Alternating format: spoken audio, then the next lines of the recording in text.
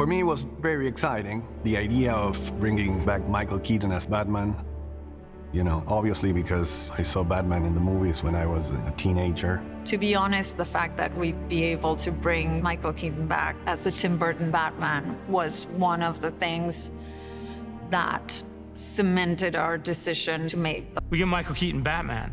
You know, when I read that, I was just knocked out. As soon as I read that Michael Keaton was in, you know, the whole idea of this multiverse, and wow, it was just shocking. That was the clincher. When you turn the page and you realize who it is, you think, oh, well, that's great. It's like bringing back a classic. It's like bringing back the Beatles. Many people probably think that they won't see that again in their lifetimes, and they have to content themselves with rewatching the old movies, you know, Batman and Batman Returns. That's why it's so exciting, I think, for people that were affected by the first Batman to see that Batman is coming back again. Keaton's Batman, probably the one with the longest arc and a more complex arc. Michael Keaton's Batman adds heart. He is a very human Batman, and he is reluctant to come back. The thing with Batman in general is that this man that is immersed in this misery, in his childhood trauma, and he doesn't seem to be able to overcome it. It's the only Batman, apart from the Adam West version, that seems to have a sarcastic sense of humor about it. That I think is very tied to a coping mechanism. He has a very dark side to him, but there's a lightness to him, and that's what I found remarkable of his performance. What was kind of fun was that Michael Keaton's Bruce / Batman had never been a mentor. He'd always been a lone wolf. We'd never got to see him with a Robin or with anyone younger like that. And so to have him suddenly thrust into that role of mentor was just kind of fun and funny and challenging for him. And I think it's great because Barry brings to that relationship so much love, so much trust from his own Bruce. Having that kid suddenly show up in his life, it changes Keaton's Bruce over the course of the movie, and it lets the two Batmen kind of share one arc.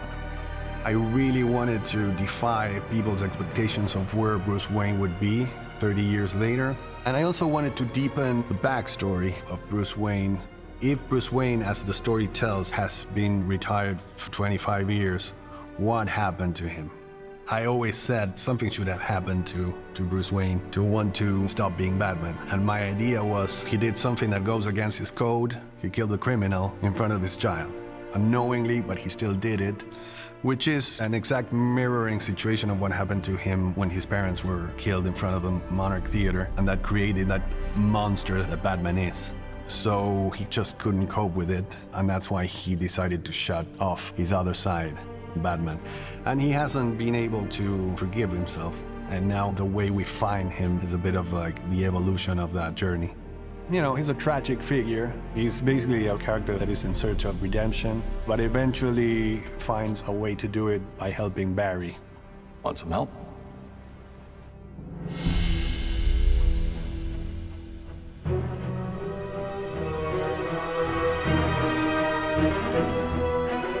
We prepped a lot for when Michael would arrive because he's such a huge, iconic star, and his Batman is imprinted in every retina in the world.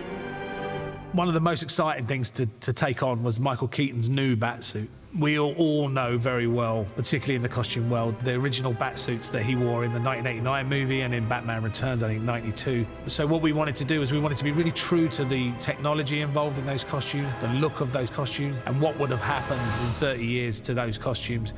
What would they have become? How would they have developed? One of the folklores about Michael Keaton's original costumes were that they were really constrictive and hard to move in. And then he developed, as part of his character, what they called the Batman lean, where, you know, he was unable to look up or look down, look left, look right, so he used his entire body to make those moves, very famously kind of leaning back to look up and looking down to... And so we took it on ourselves to try and create a new rubber batsuit that would be much more flexible, much more comfortable, much more usable.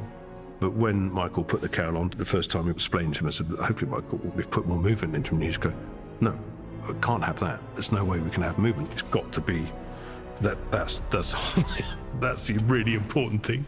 Okay, great, we'll make sure it's nice and for you, trying to help, you know, best laid plans and all that. We got a report from Alex Byrne, our costume designer, that he had gone very emotional when he first put on the suit because it had been 30 years. To see Michael in the suit, that was incredible. absolutely incredible. It's a film memory I'll definitely take with me. Michael is the ultimate pro. He plays everything very small, to the degree that you almost can't catch it. But then it's projected onto the big screen, and it is unbelievable. The amount of control he has over his face muscles, his eyebrows, his eyes, his mouth. Even when it's done at the smallest, he is telling you exactly what needs to be told. You want to get nuts? Let's get nuts. And it's something that I had never seen to that extent. For me, it was magic. And I think for Andy too. You're strapped to your parachutes. Working with Michael Keaton was insane. It was so cool. The dude is so fit. I don't know where the Fountain of Youth is, but he must be swimming in it. Honestly, the guy is a ninja. There was this day when we were filming in the kitchen, and we were doing the rehearsals, and Andy was just showing on an iPad Michael the footage of the sequence that was happening. And Michael just like jumped up like on the table and was just like there, just like, oh yeah, cool. Okay, yeah, got it. And I was looking at Michael Keaton on this table, I was like, dude, what are you doing on the table? Like, seriously. I put my hand out to offer to help him down, and he just went, oh yeah, I'm cool. Michael Keaton's Batman is iconic. There are some very specific moments that it's important the camera gives the audience exactly what they want. There are probably 3 points in that, dramatically. First, when he's revealing his ears and his costume. The second, obviously, is when we reveal it's Michael as Batman for the first time, which sends a chill down the back of my spine. The last moment is his "let's get nuts" line. And it's just making sure that those moments are just right, because they give so much pleasure to so many billions of people. Michael's son and his grandson were in Leavesden visiting one day, and Michael told me, when I did Tim Burton's Batman, Sean is his son, was 4 years old, and now my grandson is 4 years old, and he's seeing his grandfather as Batman. And that was very emotional for him, and of course for us as well. I think Keaton didn't know how he was gonna feel about being this character again. But to be honest, I think he's walking away from this movie with a lot of love for Batman.